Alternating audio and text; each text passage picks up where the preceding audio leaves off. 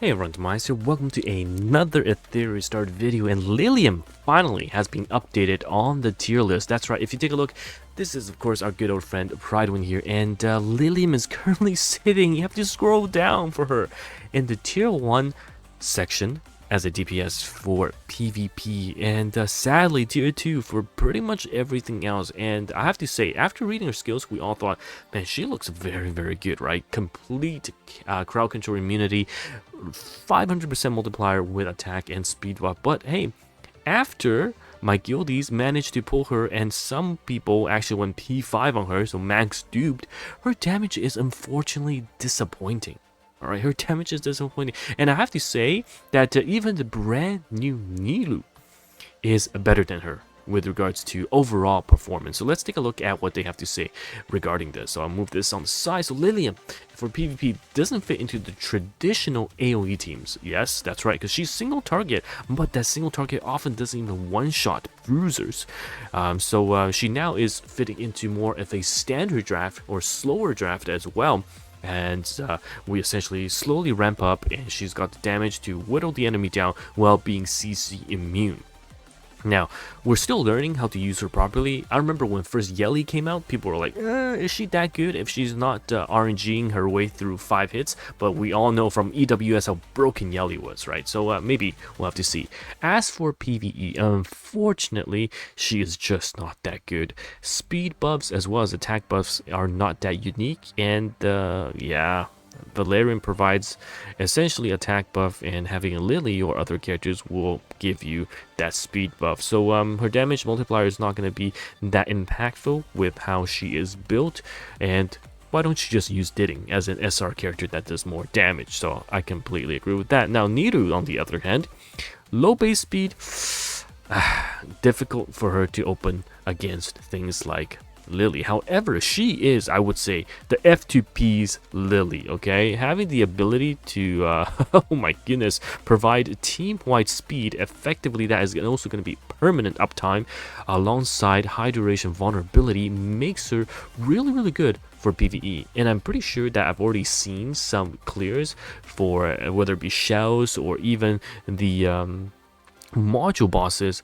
Nilu is really doing a lot. Okay, so I think that yes, currently she stands at 0.0.5 for Aurora, Doki Doki, Phantom, and the tier 1 for everything else. And yeah, I think she is definitely one that is going to be able to fit in a lot of team compositions for a lot of the players. And if you pulled her while going for Lilium and you didn't get Lilium, don't worry, because Nilu is definitely a worthwhile character to have as well as to build. So that is ultimately my take, and also going over the Pridewin tier list. Some things have been updated as well. We do see from a PvP perspective that hey, this game actually has a lot of tier 0 characters in terms of DPS, damage dealers. You know, Yelly, I think Yelly is just above the rest, but you know, we have the traditional Messiah, the defense scaling Rahu, the tank down Tiamat, and then the debuffers. Holden post buff. I still can't believe Holden got a buff. He is so damn strong, and they made him even better. Similarly, Viper is going to put in a lot of work as well, and we do have RC77 and Heinrich on there. Now, in terms of controls, we have the big ones from the SRs. The Obo and Kazu are definitely the top, alongside the 2 SSRs, Lilith and Mio. And supports is where I think things are starting to look really broken in terms of the openers, right? These are essentially your standard openers, your Lily, your Doki, and your Tsukiyomi for fast cleave. Even though Revelation has been nerfed, we still see Freya a lot in the PvP side of things, and I still have been using Revelation Freya for PvP, but if you're against a Bloodbath full Lighthouse, you're just tickling them. And last, the sustain, we've got the 3 there. Cleanse, the free Linglo, Sonya, the SR broken still, and the Valerian, the first top-up purchase bonus. And these have aged quite well, these 3 characters, ever since the launch. And with the tier 0.5s being, you know, Fucho, the new character, Mia, and Chiaki. So yeah, overall tier list hasn't changed that much since the release of the game, at least for the PvE side. And then for the PvE, it's going to look a bit similar with the Kloss as a top tier debuffer, and the Didding just single target sniping through everything, and the Sonya taking care of anyone who is not immune to dots. So overall, not that big of a meta change. I think, of course, with the revelation nerfs for PvP side of things, we're definitely going to see more tank downs.